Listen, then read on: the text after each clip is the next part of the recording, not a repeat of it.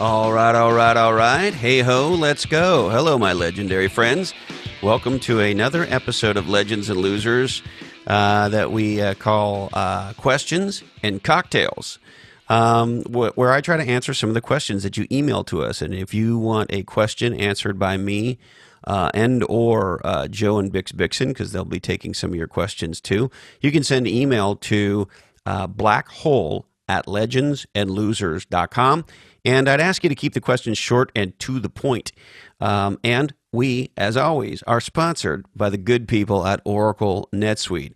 If you want to turbocharge the growth of your business, and who doesn't want that, check out netsuite.com/legends. All right, here's the question. Hi, Christopher. Love the podcast. I've decided to leave my current job and have two opportunities in front of me. I work in product management/marketing, just turned 30, and have aspirations to be a CEO. How do I pick the right job, particularly given my goal to be a CEO by age 40? Thanks so much. P.S. You've made it really hard for me to listen to typical interview-style shows. Well, I'm glad about that. All right, this is a conversation I have found myself in many times over the years. You know, how do I pick the next opportunity? The first thing I would say is, okay, so you're age 30. If you just take some simple math to think about things and say, and I don't know if this is exactly right, but stay with me. The average person is in their job, particularly in tech, for about 5 years, maybe even shorter than that. But let's just say 5 because it makes the math easy. And let's say you wanted to work till you were 60.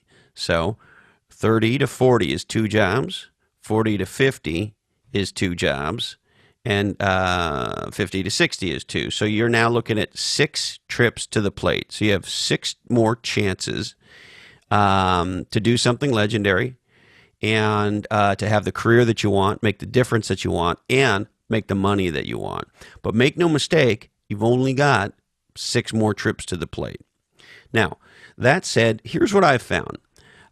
It seems to me that a lot of people make career decisions 180 backwards from the way I would. A lot of people I talk to, they pick salary first, which, look, I understand money matters. They pick title second because everybody wants a big title, I guess. They pick the actual job, like what am I going to be doing? And then the fourth thing, if they think about it, and some people do and some people think about it a lot less, is what's the potential for this company? That is to say, is this going to be a big, successful company or not? Maybe it's already a big, successful company. Does it have huge growth opportunities going forward? So salary, title, job, and potential. Here's what I would suggest to you. Take that list and invert it. Look at the potential first, not just for your own personal growth, but the company. Where's this company going? What's the category potential? Does this company have what it takes to become the category queen or category king? If they already are, is there a new category opportunity they're going to prosecute, or are they expanding? But the first thing I would look at is the company and its potential. Now, why do I say that? I would rather ride the bench on, one of the greatest Yankee teams, or one of the greatest Chicago Bull teams, or one of the greatest Montreal Canadian teams of all time. I'd rather ride the bench on that team than be a starter on a team that sucks. So the thing I would tell you is the team matters the most, particularly if you want to be a CEO, because while people say, oh, I learned a lot from working for a shitty boss, I learned all the wrong things to do.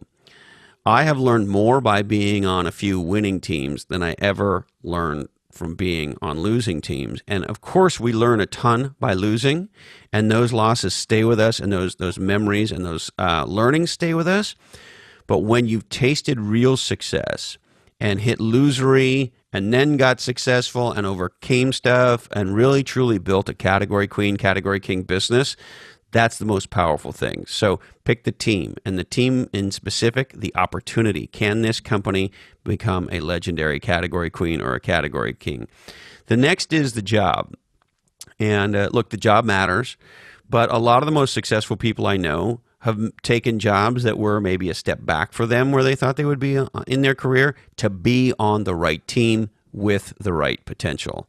And then, the title matters to some people. And I get that. Optics matter. I'm not stupid about that. But I think the title matters, frankly, a lot less. It's what you're going to be doing, the team that you're going to be on, and the opportunity to do something legendary. And then the last thing I'd say is the salary. Now, look, I'm not an idiot. I know money matters. But typically, if you're sort of talking to a number of folks for a similar type job, in this case in product management, product marketing, you're probably talking about a compensation package from company A and company B that are very similar, or maybe 10% different, or maybe even 20% different. Now, 20% different can sound like a lot, and depending on, how much we're talking about, it can be a lot. But here's what I would tell you.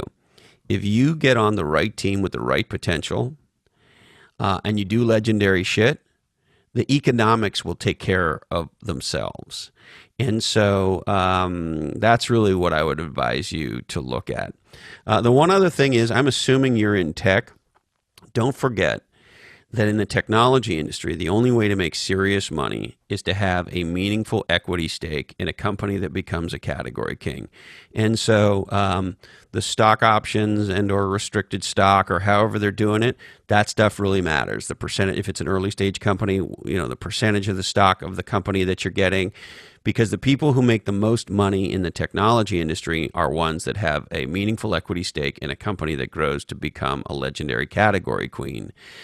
All right, so that's it. Good luck picking out your new job, and be legendary. Thanks for tuning in, my friends, and look forward to seeing you again soon.